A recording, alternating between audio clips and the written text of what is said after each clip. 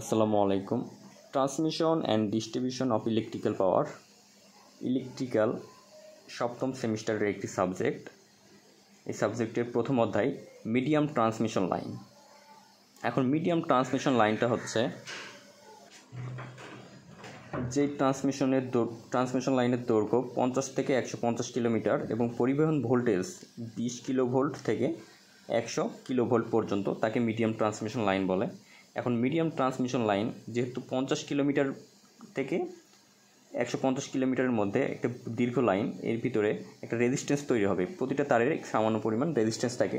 যেহেতু এই তারের দৈর্ঘ্যটা অনেক বেশি, আমাদের এর ধ্রুব হিসেবে একটা রেজিস্ট্যান্স পাওয়া যাচ্ছে ট্রান্সমিশন লাইনে। আর যেহেতু লাইন বড়, ইন্ডাকটেন্সও এর মধ্যে আমাদের তৈরি হয়। ইন্ডাকটেন্স বলতে কয়েলকে বোঝানো হয়। তো এখানে যেহেতু আমাদের তারটা অনেক বড়, ট্রান্সমিশন লাইন 50 কিলোমিটারের অধিক, এক্ষেত্রে আমাদের তারের মধ্যে যখন ভোল্টেজ প্রয়োগ হবে, এর মধ্যে একটা ইন্ডাকটেন্স তৈরি হবে। ঠিক আছে। এবং দুটি ট্রান্সমিশন লাইনের মধ্যে, যেহেতু ট্রান্সমিশন লাইন আমাদের থাকে ডেল্টার সংযোগে, তিনটাই আমাদের ফেজ থাকে। এই ক্ষেত্রে তিনটা ফেজের মধ্যে একটা ডিস্টেন্স থাকে। এই ডিস্টেন্সে আমাদের ক্যাপাসিট্যান্স তৈরি হয়।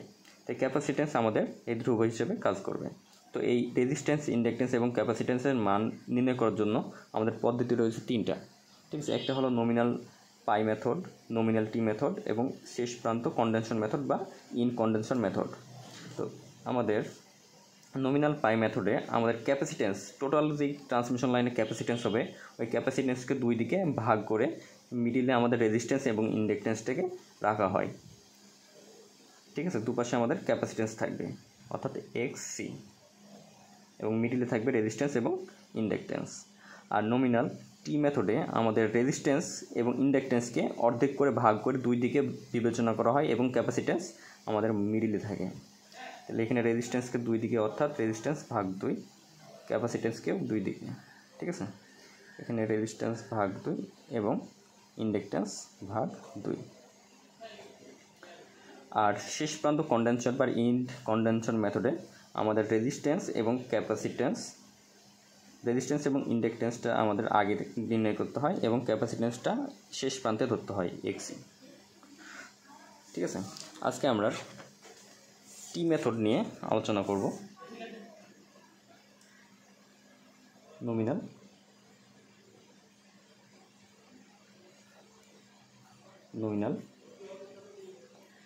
টি মেথড।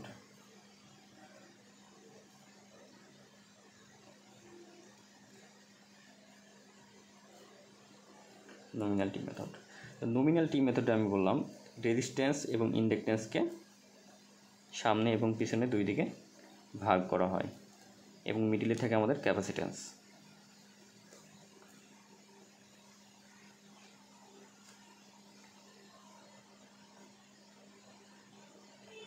তাহলে এখান থেকে আমরা ভোল্টেজটা পাঠাবো, অর্থাৎ এটাকে আমাদের বলবে সেন্ডিং ভোল্টেজ, আর এটা আমাদের হবে রিসিভিং ভোল্টেজ ভিআর।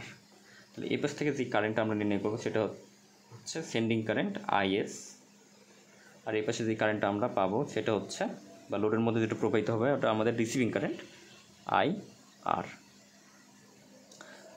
আর বললাম এখানে রেজিস্ট্যান্স দুই দিকে ভাগ হবে, অর্থাৎ আর ভাগ 2, এটাও আমাদের আর ভাগ 2। এটা এক্সএল ভাগ হচ্ছে 2, এক্সএল ভাগ 2, আর এটা আমাদের ক্যাপাসিট্যান্স এক্সি। ঠিক আছে। এখন এখানে আমাদের একটা ভোল্টেজ ড্রপ হবে। এই ভোল্টেজকে আমরা বলবো V1 ভোল্টেজ, V1। তো এই ভোল্টেজ ড্রপটা আমরা নির্ণয় করতে হলে আমাদের এর মধ্যে প্রবাহিত কারেন্ট IR এবং এর মধ্যে যে ইম্পিডেন্স, সেই ইম্পিডেন্সটা লাগবে। ইম্পিডেন্সের সূত্র হচ্ছে আমাদের, এর সাথে গুণ হবে ইম্পিডেন্স আর প্লাস জে এক্স এল। যেহেতু দুই দিকে ভাগ হচ্ছে, তাহলে পরে একে আমরা দুই দ্বারা ভাগ করব। তাহলে এই মান দ্বারা এই ইম্পিডেন্সের সাথে এই কারেন্টটা, রিসিভিং কারেন্ট গুণ করলে আমরা V1, অর্থাৎ এখানকার ভোল্টেজ ড্রপটা পাবো। আর এই ভোল্টেজ ড্রপ এবং রিসিভিং ভোল্টেজ, এই দুইটা এই ক্যাপাসিটরের আড়াআড়িতে রয়েছে। তাহলে পরে এর মধ্যে যে ভোল্টেজটা আমাদের ভিসি ভোল্টেজ, এই ভিসি ভোল্টেজটা হচ্ছে আমাদের এই রিসিভিং ভোল্টেজ এবং এই ভোল্টেজ ড্রপের যোগফল, V1 ভোল্টেজ ড্রপের যোগফল। এর পরবর্তীতে আমরা দেখব এই ক্যাপাসিটরের মধ্যে আমাদের একটা কারেন্ট প্রবাহিত হয়, সেটা হচ্ছে আইসি কারেন্ট। এখন এই আইসি কারেন্ট এবং আইআর কারেন্ট দুই দিকে ভাগ হয়ে যাচ্ছে। তারপরে এখানে আইএস কারেন্ট ইনপুট হচ্ছে এবং আউটপুট হচ্ছে আইসি এবং আইআর কারেন্ট। তাহলে আমরা এখানে একটা সূত্র লিখতে পারি, আইএস অর্থাৎ sending current equal to receiving current plus ক্যাপাসিটরের মধ্যে দিয়ে প্রবাহিত কারেন্ট। এখন এখানে আমাদের আরেকটা ভোল্টেজ ড্রপ হবে, সেটাকে বলবো আমরা V2।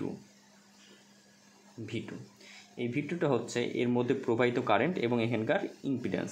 তাহলে এর মধ্যে প্রবাহিত কারেন্ট হচ্ছে আমাদের সেন্ডিং কারেন্ট আইএস এবং এখানকার ইম্পিডেন্সটা হচ্ছে আর প্লাস জে এক্সএল ভাগ হচ্ছে 2, যেহেতু সম্পূর্ণটা 2 দ্বারা ভাগ করা রয়েছে।